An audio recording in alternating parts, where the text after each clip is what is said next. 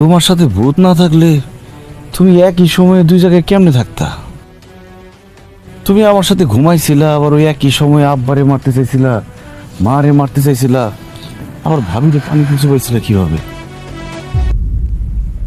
কারণ ওই সময় আরেক জায়গায় আমি উপস্থিত থাকতাম দুলা ভাই। আরে তোমার মতো হুবহু দেখতে রেখে আমার যমজ বোন আয়েশা।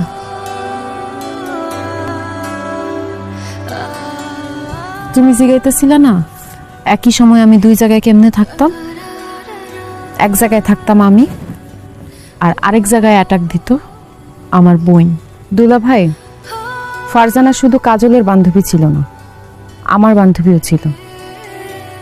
ফারজানার মৃত্যুর পর আমি খুব কষ্ট পাই।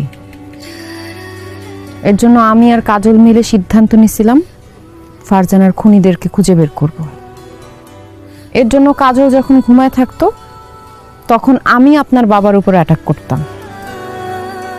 কাজল যখন রান্নাঘরে রুটি বানাচ্ছিল তখন আমি আপনার ভাবিকে পানিতে চুবাচ্ছিলাম।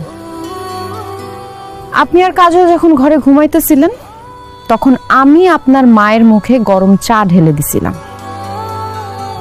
কাজল, আয়শা, তোমাদের দুইজনকে আমার পক্ষ থেকে অনেক ধন্যবাদ। তোমরা ফারজানা ভাবির আসল খুনিরে বাইর করছো।